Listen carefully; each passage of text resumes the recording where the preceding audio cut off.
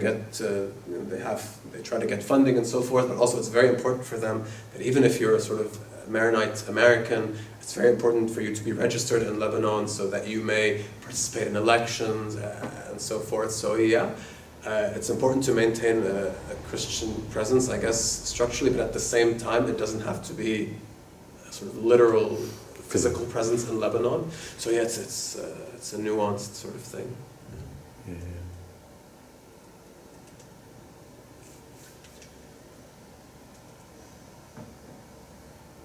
Maybe a third question related to that.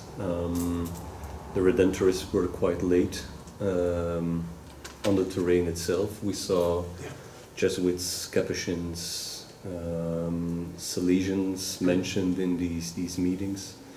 Does this, talking about the territoriality, the relational attitude of Christianity in Lebanon, does the missionary identity of Catholicism in Lebanon, or more general in the Eastern Mediterranean, partly explains their vested interests in so-called non-Orthodox Catholic liturgies, practices? Does this stem from their missionary character initially, or moving into the modern times, where they had an interest in strengthening their position by this adopting other practices, other liturgical elements into their own working, that preceded, that's mainly my main point, that preceded the Second Vatican Council as well. That was already there from, say, the 19th century, where they had a lot of interest in not isolate themselves, but move into the communities. Does this help to explain how Catholicism and other Christian expressions live together, work together? Yeah. Well, again, I think you're very much right, and that you can. I don't know, but I'm sure you can find traces of this new territorial logic, new Catholic territorial logic, before the Second Vatican Council. I think really, again, the Vatican Council itself is just sort of, should we say, it's a landmark, which really creates this bracket for me between the Counter-Reformation and the Second Vatican Council. So yeah, I'm sure there was this kind of thing. And you can, I think, articulate this new territorial logic in sort of strategic terms, which I just mean that, if we're more accepting of the peripheries' customs, they're more likely to join us and so forth. Yes, you can, but also the other shoe is going to drop, which is that if these peripheries feel so empowered and are empowered, then it's quite easy for there to be disintegration and atomization, as we see with Sharab al-Assis. So it can be articulated on these sort of strategic grounds, but I think it's to miss something, I think. Okay. Because, I mean, for me, part of this presentation, but also part of my thesis for sure, part of my larger work, is that every unity, whether it's Catholic or otherwise, is always already multiple. Its unity is a presupposition. There's nothing sort of natural about Catholicism as a singularity. It is already multiple within, but there are certain historical social conditions which incline the enactment of this multiplicity becoming explicit. So when we talk about Catholicism as a singularity, this is sort of it's circumstantial, it's historical, and it's a presupposition. It's not a natural unity.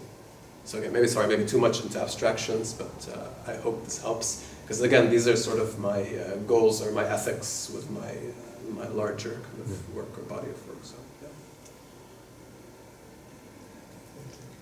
Apart from the innate nature of that homogeneity, but it remains paradoxical. It remains a paradox that you have the presence of so many missionary institutes within a community that is hierarchically dependent on Rome and doesn't focus that much on converting people of other denominations. This is, I think, a major element that the missionary identity of the communities there is somewhat, well, you can juxtapose that against the specific context in which they are working and the goals that they are trying to achieve. They are there to support Christian communities that are linked to Rome, strongly linked to Rome, but they still are there, and there is it's quite a strategic investment in those communities. Something I think that's again important in a more Lebanese context is that conversion in Lebanon is largely, to a large extent, is not sort of something spiritual. It's often something legal. For example, I think, I'm not sure if all Maronites, but certainly some Maronites, if they are married in the Maronite church, it's very difficult for them to get a divorce. So I knew someone who was a Maronite who wanted to get a divorce, and they just converted to Shiism, and the divorce is, you know, it happens just like that.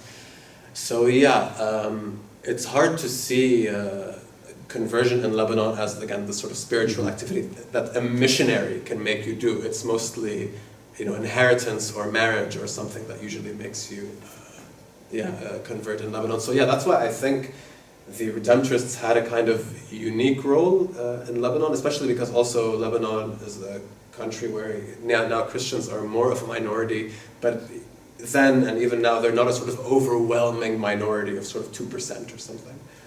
So the role of the Redemptorists in a place like Lebanon is certainly quite unique. Perhaps an element in this discussion, I think conversion was not longer a central issue in missionary ecclesiology. It was central in the 19th century, but in the 20th century and before that, even before Vatican II, the Leuven Missiological School put the local churches in the center of missiological ecclesiology. So it connects to what we're saying. So, and it connects also to the points you were making here. Conversion was not anymore a central issue. Yeah, that's fascinating. I'd like to know more about this. We had also various visions on that, but let's say in the 1950s it was not longer. But still, if I remember correctly, you're an expert more than I am.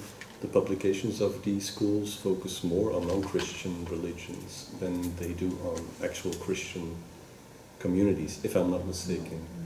So I was expecting more coming from these Christian-Muslim dialogues, but of course nothing is in there because that was not the point of these missions.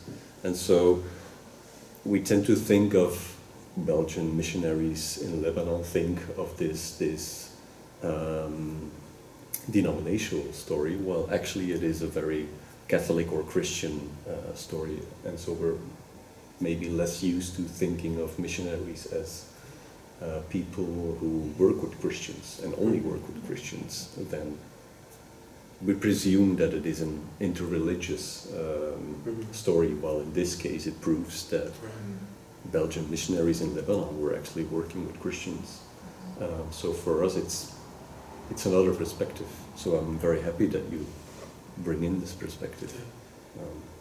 Even these missionaries, I went to the Greater Beirut Evangelical School. I mean, so they were still within these institutions.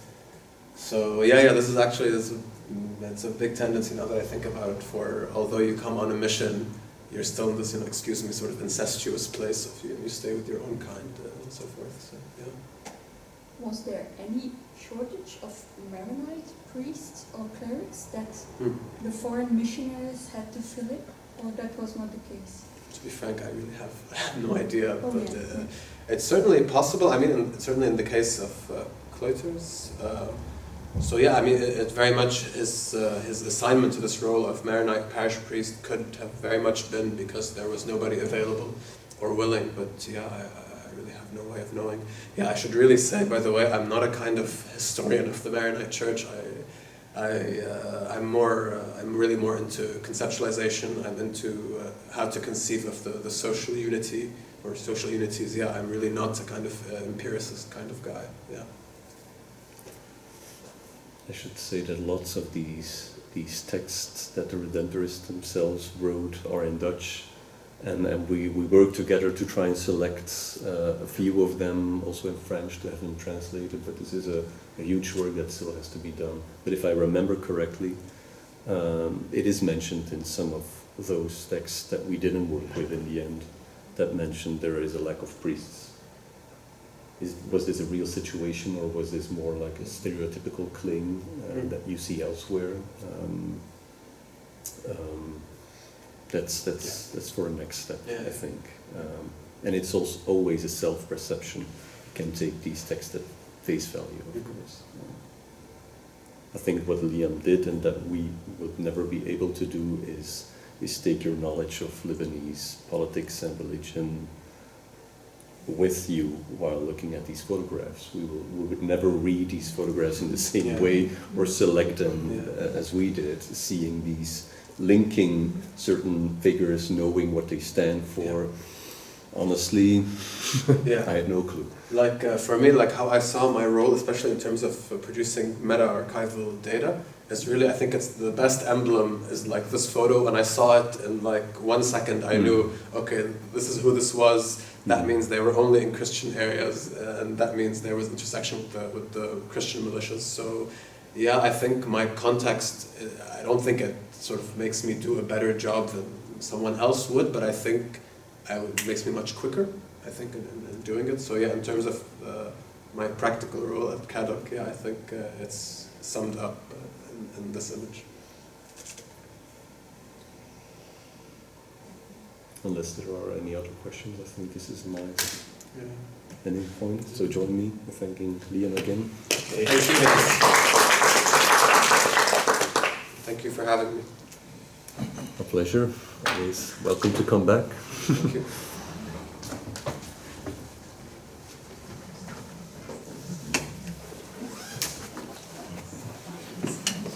I like your conceptual framework.